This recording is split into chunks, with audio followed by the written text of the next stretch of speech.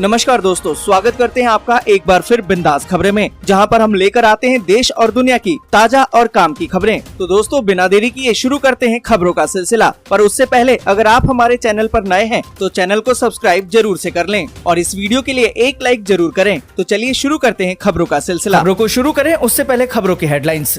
भारतीय अर्थव्यवस्था ने पकड़ी रफ्तार। 2022-23 की पहली तिमाही में 13.5% रही जीडीपी। देश का पहला वर्चुअल स्कूल दिल्ली में शुरू। केजरीवाल बोले जी और नेट के लिए तैयार होंगे स्टूडेंट। कोरोना मामलों में गिरावट जारी। देश में सामने आए 7,000 से ज्यादा नए मामले, 64,000 एक्टिव केस। कांग्रेस अध्यक्ष सोनिया गांधी की मां का इटली में निधन, लंबे समय से थी बीमार। जैकलिन फर्नांडीज की बड़ी मुश्किलें, कोर्ट में पेश होने का आदेश। आप नेताओं के खिलाफ लीगल एक्शन लेंगे, एलजी बोले झूठा है आप विधायकों के भ्रष्टाचार का आरोप। यमुना एक्सप्रेसवे पर चलना हुआ महंगा। 1 सितंबर से टोल टैक्स के लिए ढीली करनी होगी जेब। ताजमहल का नाम बदलने पर प्रस्ताव, अब नया नाम तेजो महाल्य होगा। सर्वाइकल कैंसर के लिए SII ने विकसित किया देश का पहला स्वदेशी टीका। 1 सितंबर को होगी लॉन्चिंग। मेक इन इंडिया के कारण चीन को लगा बड़ा झटका। गणेश मूर्तियों का नहीं हुआ आयात। कांग्रेस अध्यक्ष के चुनाव में इस बार हो सकती है कुश्ती। शशि थरूर और पृथ्वीराज चौहान के भी मैदान में उतरने की अटकलें। महाराष्ट्र की तर्ज पर अब कोलकाता में भी जमकर मनाया जा रहा गणेश उत्सव। कारीगरों को नहीं मिल रही फुर्सत। ऑनलाइन ठगी से रहें सावधान, बढ़ रहे साइबर क्राइम के मामले। यूपी समेत कई राज्यों में है सबसे ज्यादा केस। 1 सितंबर को कोच्चि मेट्रो के फेज 1 का उद्घाटन और फेज 2 का शिलान्यास करेंगे पीएम नरेंद्र मोदी।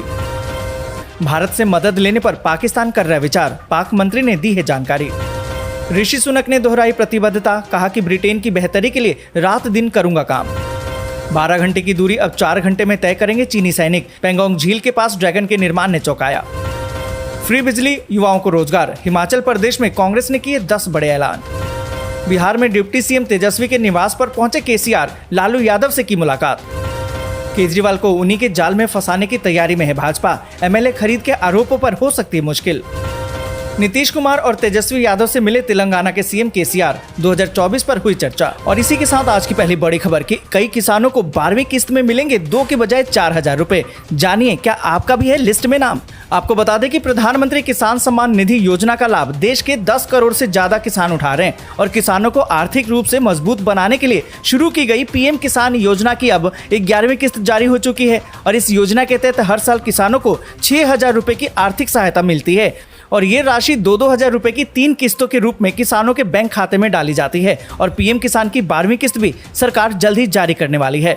और आपको बता दें कि कई किसानों को 11वीं किस्त के पैसे नहीं मिले हैं। ऐसे में जब 12वीं किस्त दी जाएगी उसके साथ ही 11वीं किस्त के 2,000 भी दिए जाएंगे। यानी कि ऐसे किसानों को जिनको पैसे नहीं मिले हैं अब उनको 2,000 के बजाय 4,000 रुपए मिलेंगे। और इसी के साथ अगली बड़ी खबर कि देश का पहला वर्चुअल स्कूल दिल्ली में शुरू। केजरीवाल बोले जी और नेट के लिए तैयार होंगे स्टूडेंट। आपको बता दें कि दिल्ली के मुख्यमंत्री अरविंद केजरीवाल ने प्रेस कॉन्फ्रेंस किया और शिक्षा को लेकर बड़ी घोषणा की। केजरीवाल ने स्कूल परिसर में कक्षाओं में आने में असमर्थ छात्रों के लिए दिल्ली में देश के पहले वर्चुअल स्कूल की शुरुआत कर दी है। इस दौरान केजरीवाल ने कहा कि दिल्ली मॉडल वर्चुअल स्कूल में बुधवार से दाखिले शुरू हो जाएंगे। देश भर में छात्र आवेदन दे सकते हैं। केजरीवाल ने बताया कि वर्चुअल स्कूल में छात्रों को प्रतियोगी परीक्षाओं के लिए प्रशिक्षण भी दिया जाएगा और ये शिक्षा के क्षेत्र में मील का पत्थर साबित होगा। और इसी के साथ अगली बड़ी खबर कि यमुना एक्सप्रेसवे पर अब चलना होगा महंगा। 1 सितंबर से टोल टैक्स के लिए ढीली करनी होगी जेब।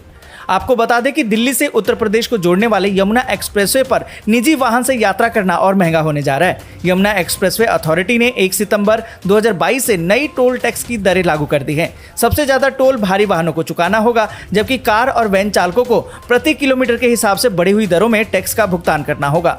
आपको बता दें कि कार, वैन, जीप और हल्के वाहनों को टोल दर 2.5 रुपए प्रति किलोमीटर से बढ़ाकर अब 2 रुपए 60 पैसे प्रति किलोमीटर कर दिया गया है। और इसी तरह हल्के व्यावसायिक वाहनों की दर 3 रुपए 90 पैसे से बढ़ाकर 4 रुपए 15 पैसे प्रति किलोमीटर कर दी गई है। एक्सप्रेसवे पर साइकिल चलाने पर भी आपको 1.25 रुपए टोल टैक्स देना होगा।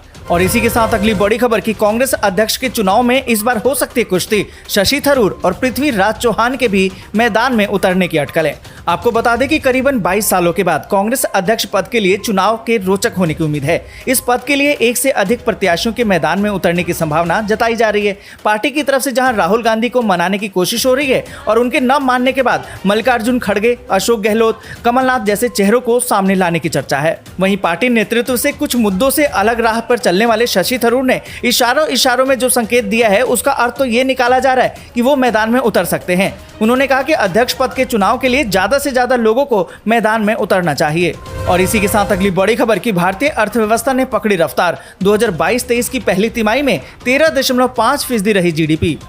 आपको बता दें कि कोरोना महामारी के बाद भारतीय अर्थव्यवस्था पटरी पर लौटने लगी है। देश की अर्थव्यवस्था में चालू वित्त वर्ष की पहली तिमाही यानी कि अप्रैल से जून में 13.5% की दर से वृद्धि हुई है।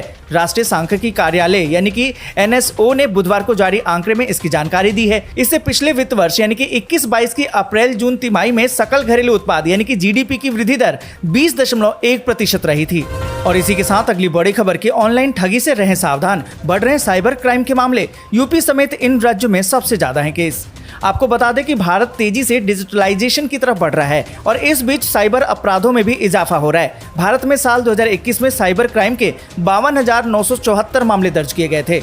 साल 2020 से तुलना की जाए तो साइबर अपराधों में ये 5% का इजाफा है। साल 2020 में साइबर अपराध के 50,035 केस दर्ज किए गए थे। आपको बता दें कि देश के कुछ राज्यों में साइबर ठगी के मामलों में तेजी से इजाफा होता दिखाई दे रहा है। नेशनल क्राइम रिकॉर्ड्स ब्यूरो की क्राइम इन इंडिया 2021 की रिपोर्ट के मुताबिक इन राज्यों में तेलंगाना, उत्तर प्रदेश, कर्नाटक, महाराष्ट्र और असम शामिल हैं। हैरानी की बात तो यह है कि इस सूची में झारखंड काफी नीचे है, जहां के शहर जामताड़ा को साइबर ठगी का गढ़ माना जाता है।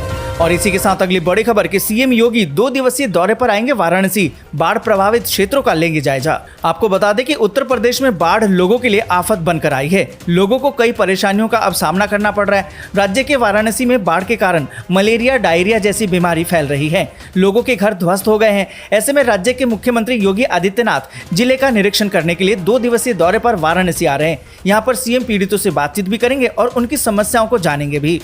और इसी के साथ अगली बड़ी खबर कि कोरोना मामलों में गिरावट जारी। देश में सामने आए 7,000 से ज्यादा नए मामले, जबकि 64,000 एक्टिव केस। आपको बता दें कि देश में कोरोना मामलों में उतार चढ़ाव जारी है। देश में कोरोना वायरस के 7,231 नए मामले सामने आए हैं। वहीं बीते 24 घंटे में ही 10,828 मरीज ठीक भी हुए हैं। और इसी बीच आपको बता दें कि उपचाराधीन मरीजों की संख्या अब घटकर 64,667 रह गई है। पर दुख की बात तो यह है कि 45 और मरीजों की मौत हो गई है। और इसी के साथ अगली बड़ी खबर कि नीतीश कुमार 2024 में लाल किले से फहराएंगे झंडा। आरजेडी के मंत्री ने किया बीजेपी के तंज पर पलटवार। आपको बता दें कि बिहार में जारी सियासी हलचल के बीच राज्य सरकार के ग्रामीण विकास विभाग के मंत्री श्रवण कुमार ने बीजेपी के तंज पर पलटवार किया है। श्रवण कुमार ने कहा है कि 2024 में नीतीश कुमार ही दिल्ली के लाल किले पर झंडा फहराएंगे। उन्होंने कहा कि हम बीजेपी को निश्चित रूप से हराएंगे। दरअसल बीजेपी के नेता संजय जायसवाल ने कहा था कि बहुत ही जल्दी विपक्ष के 2 दर्जन तथाकथित 24 के प्रधानमंत्रियों का सम्मेलन होगा। जायसवाल ने आगे कहा कि उन्हीं नेताओं में से उस नेता को पीएम कैंडिडेट के तौर पर चुना जाएगा जो सबसे ज्यादा भ्रष्टाचार को बढ़ावा देगा। और इसके अलावा पूर्व डिप्टी सीएम सुशील मोदी ने तेलंगाना के सीएम केसीआर और नीतीश कुमार की मुलाकात को विपक्षी एकता का कॉमेडी शो बताया, जिस पर बिहार के मंत्री ने। तो आज के लिए बस यहीं तक। वीडियो आपको अच्छी लगी हो तो लाइक और शेयर जरूर कर दें। अगर अभी तक आपने चैनल को सब्सक्राइब नहीं किया है तो सब्सक्राइब जल्दी से कर लें।